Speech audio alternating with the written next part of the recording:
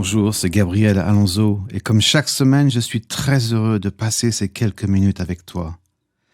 Je veux aussi te remercier pour toutes les fois où tu me laisses un commentaire. Sache que si tu es encouragé par mes partages, je suis moi-même encouragé par tes commentaires et par l'affection que tu manifestes dans tes propos. Je rentre du Moyen-Orient et je bénis Dieu pour ce que j'ai vu, pour tous ceux qui sont touchés, transformés et régénérés par l'Évangile. Je suis aussi défié par ceux qui acceptent la souffrance, le rejet, l'opprobre à cause de Christ. Défié par ceux qui aiment le Seigneur plus que leur vie et qui attendent leur héritage après cette vie.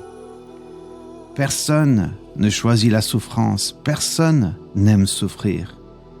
Mais nous comprenons que le choix de confesser Jésus et le suivre peut nous conduire à une vie dans laquelle la souffrance est une équation omniprésente.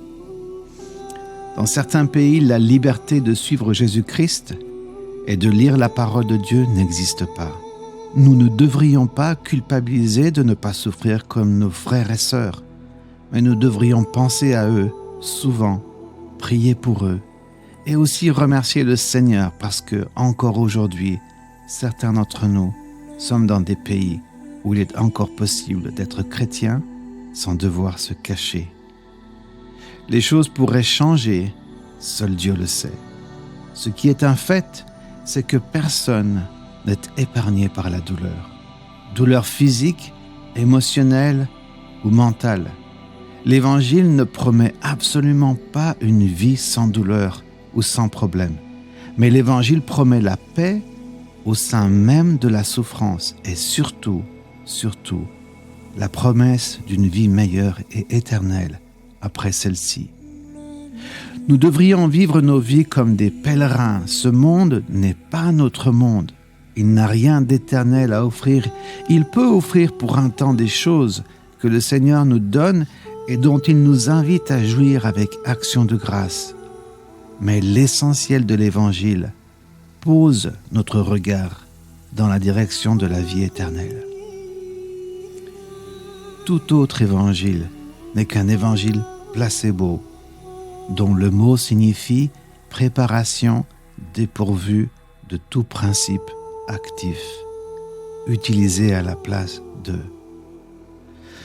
J'avais l'intention d'écrire un livre sur le sujet, mais pour différentes raisons, j'ai préféré l'option d'en parler autrement et librement. Écoute ce que l'apôtre Paul dit dans Romains 8 et au verset 18. Comparons les souffrances d'aujourd'hui avec la gloire que Dieu nous montrera clairement plus tard. À mon avis, elles sont peu de choses. Ce n'est pas n'importe qui en parle, mais c'est Paul. Paul qui a souffert à cause de l'Évangile. Paul dont l'appel même est juxtaposé avec la souffrance. Dans Actes 9:15, il est dit ceci. Et le Seigneur dit à Ananias, « Va trouver cet homme. » Il s'agit de Saul de Tarse qui deviendra Paul. « Je l'ai choisi et je vais me servir de lui. Je lui montrerai moi-même tout ce qu'il doit souffrir à cause de mon nom. » Donc lorsque Paul dit « à mon avis », son avis importe énormément. J'aime le reste du chapitre qui dit « Nous le savons, tout le monde créé gémit et souffre encore maintenant comme une femme qui accouche. Mais il n'est pas le seul. Nous aussi, nous gémissons dans notre cœur en attendant d'être vraiment enfants de Dieu et de devenir complètement libres. Pourtant, nous avons déjà reçu l'Esprit Saint comme première part des dons que Dieu a promis. Je ne sais où tu es aujourd'hui ou où tu en es à l'égard de ce partage, mais Dieu, lui, sait et il voit ton cœur. J'aimerais prier maintenant. Seigneur, je prie pour ceux qui souffrent. Je prie, Seigneur, que tu les remplisses de ta paix, que ta présence soit tangible dans leur vie.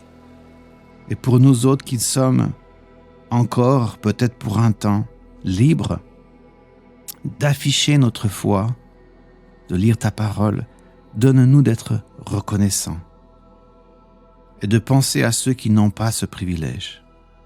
Pour toutes ces choses, nous te prions, Seigneur, au nom de Jésus. Amen.